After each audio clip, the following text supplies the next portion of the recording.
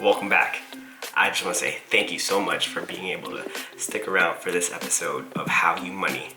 This episode will cover an interview from the legend himself, Doug Nordman of the Military Guide. What's up, everyone? This is Doug, and this is How He Moneys. All right, thank you.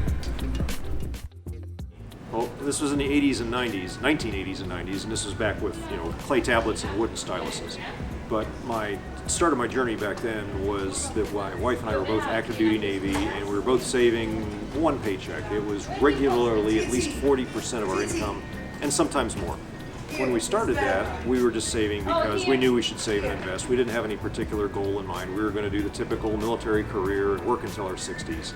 But then, in 1993, the book Your Money or Your Life came out, and that was a big change. And the other coincidence at that same era was that we had started our family in 1992. So now I'm a new parent, I'm on shore duty at staff, I'm working the 70, 80-hour week writing point papers and briefing senior officers, and I'm not very happy. Your Money or Your Life told me that I was trading life energy for money, and again, I was not happy at that either. And when that book came out, we realized that we could start saving for our financial independence. Eventually, our savings would compound to the point where our income would be, our investments would be the same as or better than our expenses. That was our financial independence, 1993.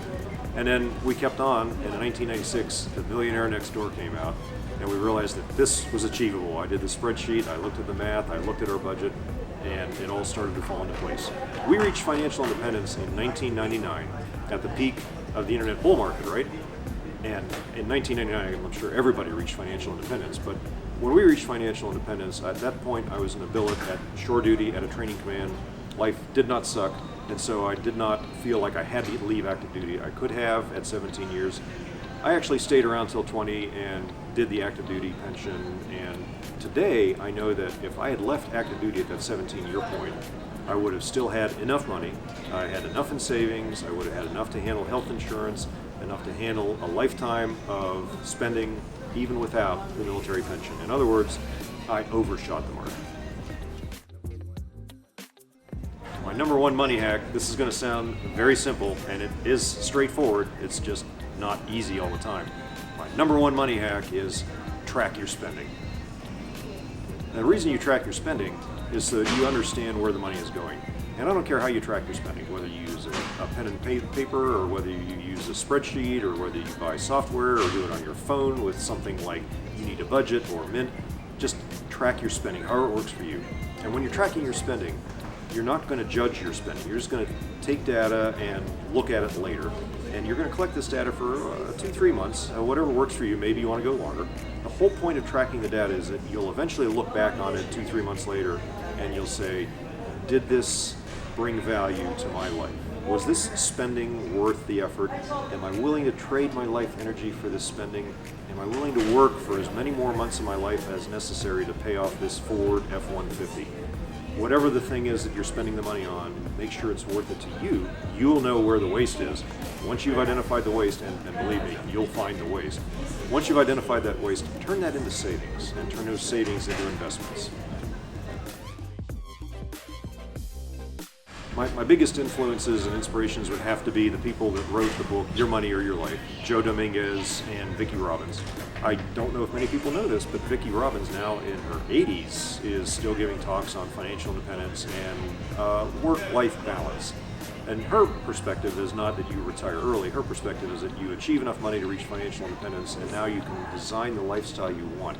Maybe that still includes part-time work. Maybe it's all volunteer. Maybe you just want to spend all day surfing. You get to design the lifestyle you want.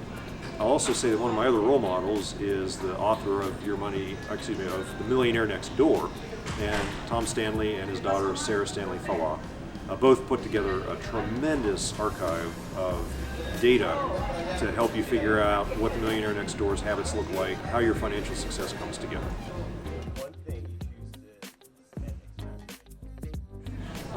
Our extravagant spending, well, I used to have a surfboard problem, but now I can buy enough storage racks to take care of that. So now I can just need more racks for my surfboards.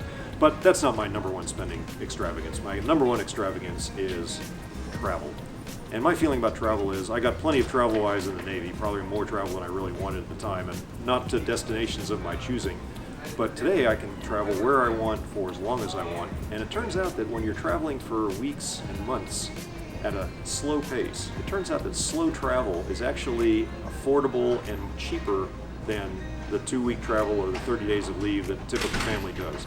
So my wife and I, now that we're empty nesters, we'll spend 2 to 3 months in an itinerary, and we'll do that once or twice a year, depending on where we want to go and what we want to do.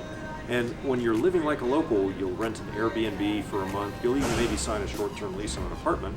You'll also live local with shopping at the local grocery store. You'll cook meals in your kitchen. Oh, you'll still eat out. You'll still have fun in restaurants. But the whole point is that you're slow travel, slow pace, living in a neighborhood and getting to know the area and seeing everything around you. Oh, and I'll also mention for military retirees, I really enjoy military space aid travel. That's just the pinnacle of cheap travel, but the best part about it is having a space to lay out your sleeping bag and your sleeping mat and your pillow. It's also traveling with other military and that camaraderie and enjoying the interaction with the flight crew. That's what I really enjoy about military space aid.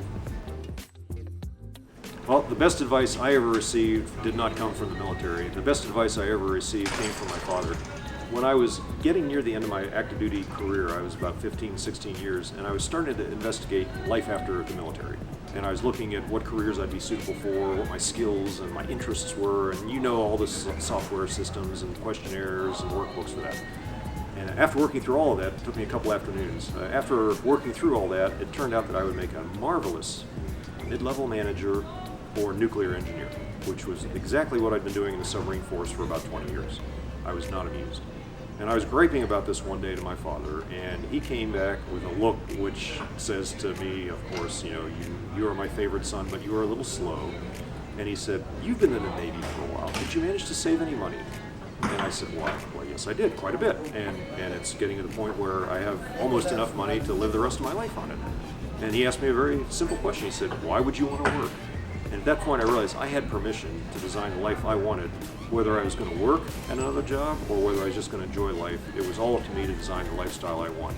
So I actually dedicated the book, The Military Guide to Financial Independence and Retirement, to my father for asking that thought-provoking question and keeping me from a lifetime of labor that I thought I was supposed to do. I want to see more service members. I want to see more military families. I want to see more military spouses. And I want you to talk about what problems and challenges you're facing with your money. And then if you've solved the problem, I would love to hear how you solved it. If you're still working on the problem, then I want to hear what questions you have. The reason I like hearing about that from military families is so I know what I need to write about, what's important to you, and how to get better at answering the questions that will affect your lifestyle and your decisions. Military guide, what are you up to? Any new projects? Actually, I don't know if you and I have actually discussed this project. You might have heard about it, but my daughter and I have written a book on next generation financial independence. And the working title of this book, we cleverly went for the keywords. The working title of the book is Raising Your Money Smart Family for Next Generation Financial Independence. And the hook, the thing that we wrote about in this book, is we came at the questions with my spouse and myself writing about all the wonderfully brilliant ideas we had for teaching our daughter how to manage her money. Now that our daughter's in her 20s, we're getting her feedback on how that really worked. And so when we talk about giving a 4-year-old an allowance and why we made the decisions we did, we also have her memories from when she was 4 years old and what kind of impact that made on her. And when she was 6 years old and 10 years old and 16 years old with the first car and going to college and managing the college fund and everything that comes after that. We have raised that money smart family, and she is heading for next generation financial independence. We finished the manuscript, we're working on the publisher, we hope to get it out in the next 6 months. You can search for The Military Guide. If you put those 3 words into a search engine, you'll come back with the-military-guide.com. You can type that URL directly into a search engine too, of course, or just search for Doug Nordman. The website will come up. And I have all the blog posts on there. Of course, you'll see ads for the book. If you want to read the book, I recommend going to the library. Get it from the military base library or your local public library, or borrow it from somebody. You might even find it at the base's Family Financial Support Center office. And then you can read more details from the book in the blog. There's 500 blog posts there on every deep dive aspect of your military career or your financial decisions that you might want to ask about. And there you have it. Thank you for watching the legend himself, Doug Nordman of the Military Guide. Don't forget to high five that subscribe button. If you missed it last week, click the link right here and let me know, who do you want me to interview on How You Money? Comment below.